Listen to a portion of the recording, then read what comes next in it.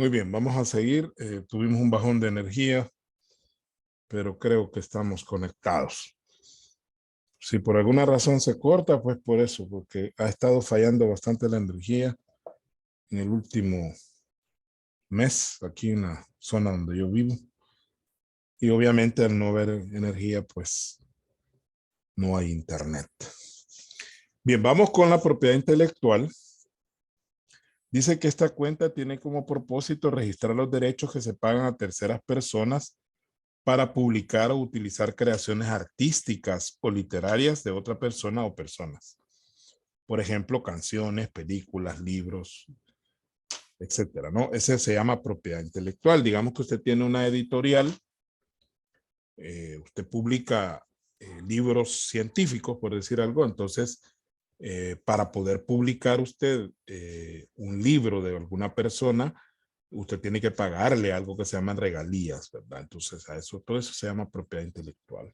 Hoy con esto de las redes sociales, lo de la propiedad intelectual como que ha quedado un poquito dañada porque nadie respeta la propiedad intelectual prácticamente, porque todo lo que se publica en internet, uno lo descarga, lo comparte con otras personas y ya desde ese momento uno está violando la propiedad intelectual. A pesar de que hay una ley de protección a la propiedad intelectual vigente en nuestro país. Lo único que yo siempre recomiendo es que respetemos el trabajo de los demás. Si usted va a usar por ejemplo, usted está haciendo un trabajo de investigación y va a usar algún documento de otra persona, por lo menos menciónelo ahí, ¿verdad? Este se obtuvo de tal parte, ¿verdad? O dar un enlace de donde se sacó la información. Luego tenemos las licencias y concesiones.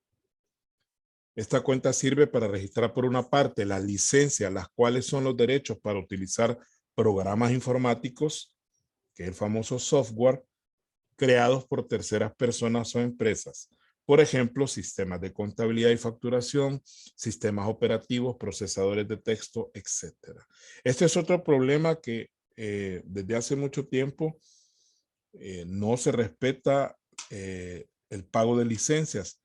La mayoría de nosotros tenemos una serie de programas o aplicaciones instaladas en nuestros dispositivos de manera gratuita. Es decir, a veces el dueño de la aplicación o del programa permite que nosotros hagamos una descarga gratuita.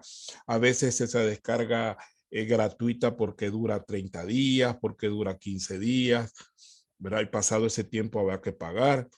Pero en otros casos lo que nosotros hacemos es buscar personas que manejan un poco esto de la tecnología y pedirles que nos hagan descargas ilegales de los programas, lo que le llamamos vulgarmente hackear programas.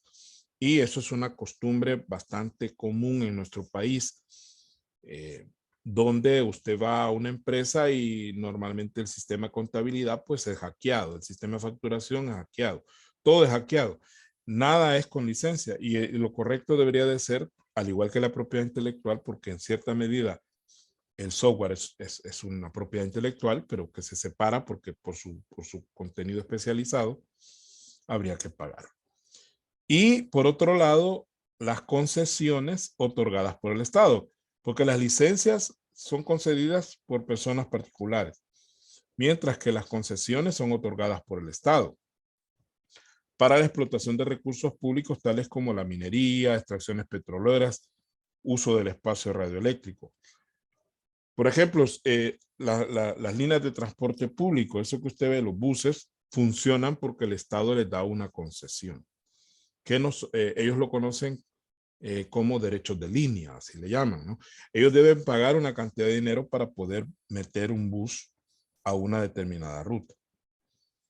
Pero se ha dado tanta corrupción con eso que se compran y venden líneas de transporte. Y lo mismo ocurre con las extracciones petroleras, si es que hubiese aquí el uso del espacio radioeléctrico. Por ejemplo, las radios y la televisión tienen que pagar derechos al Estado para poder transmitir.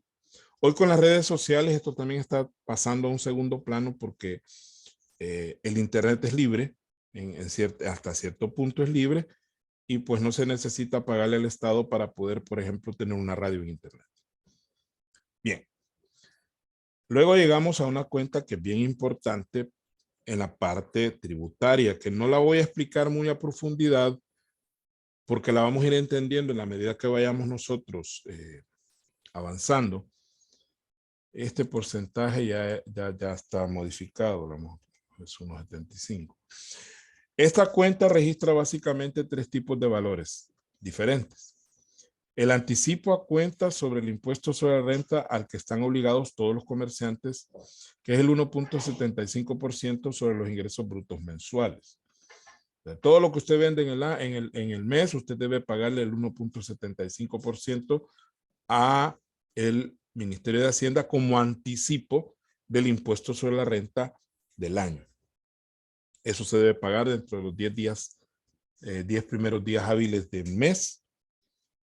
Ese es un componente. El otro son las retenciones de las cuales han sido sujetas la empresa a causa del impuesto sobre la renta, más que todo sufridas sobre los depósitos bancarios, porque sobre depósitos bancarios, si se genera intereses, entonces las empresas deben pagar una retención al banco para que el banco la haga llegar al gobierno.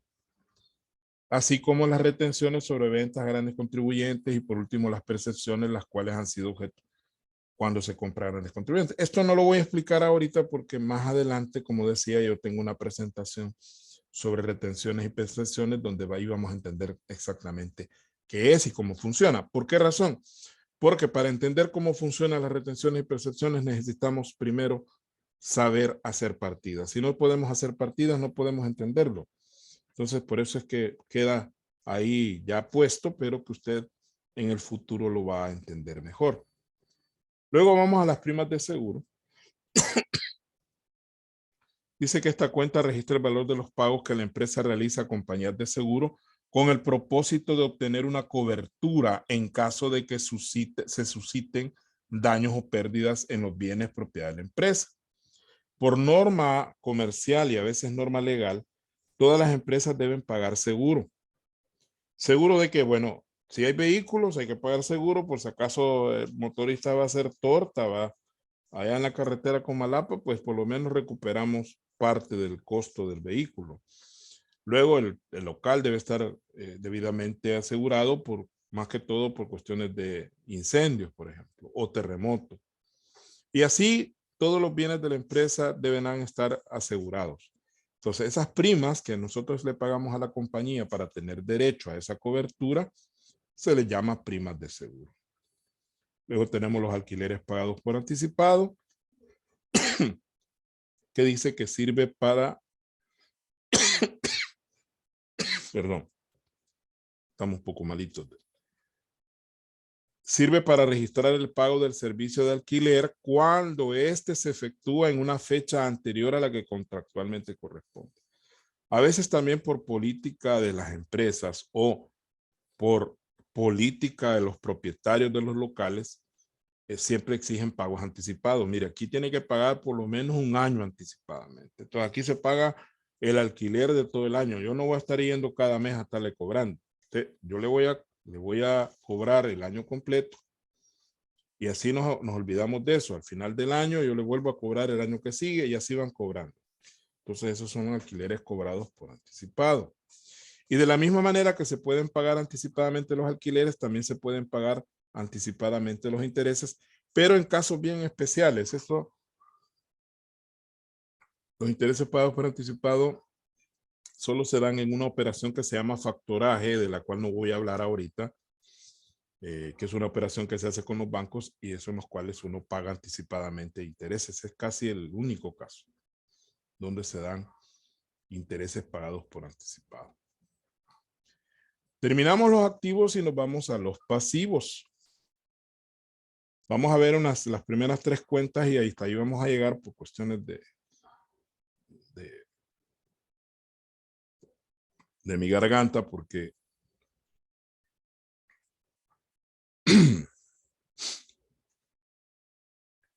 generalmente los días lunes siempre, como uno no, yo solo doy clases lunes y miércoles prácticamente. A ustedes lunes y miércoles y los miércoles que doy clase todo el día. El miércoles sí termino peor. Pero como estoy los demás días, jueves, viernes, sábado y domingo, no doy clases, entonces mi garganta se relaja y a la hora empieza a sentirse afectada.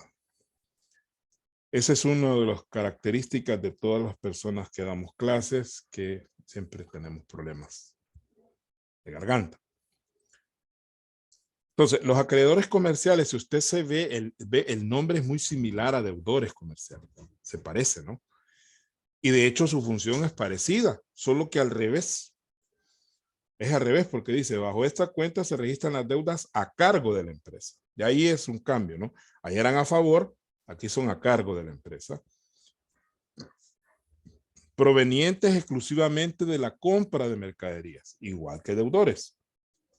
Solo que deudores es por venta de mercadería. Aquí es por compra de mercadería. Y estas operaciones están garantizadas a través de facturas cambiarias o quedan igual que en deudores comerciales. Quiere decir que acreedores comerciales la diferencia es que aquí son deudas en contra de la empresa y en deudores pues son deudas a favor de la empresa. Lo mismo documentos por pagar. Es muy similar a documentos por cobrar.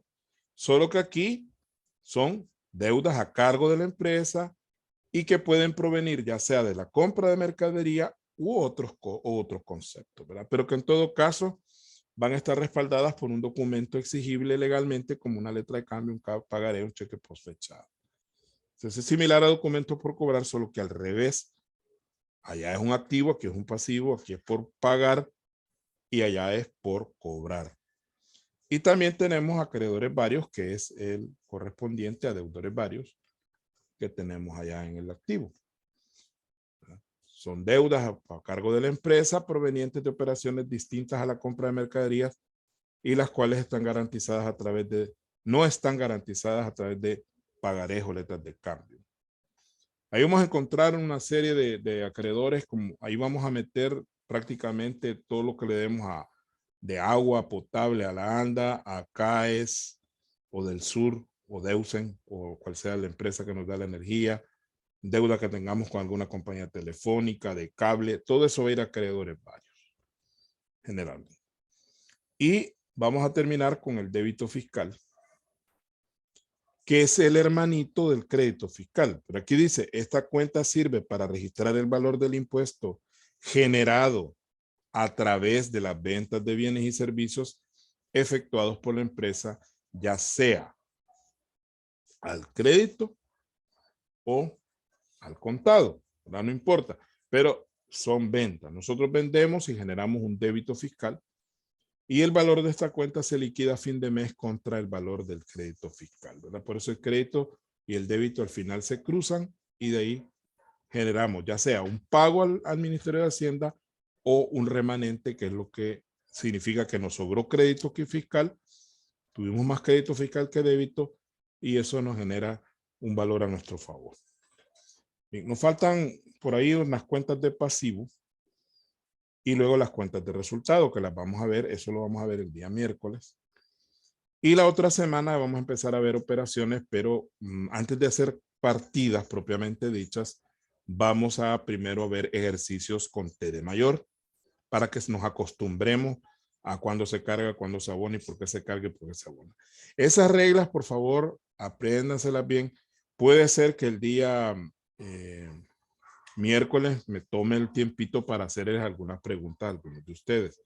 Así que no nos confiemos, ¿verdad? Así que vamos a dejar y les agradezco mucho la atención y nos veremos el próximo miércoles. Cualquier cosa, algún inconveniente que yo tenga, yo les voy a avisar con tiempo. Muchas gracias, jóvenes. Cuídense. Feliz noche. Buenas noches, Luis. Bueno. Buenas noches, Luis.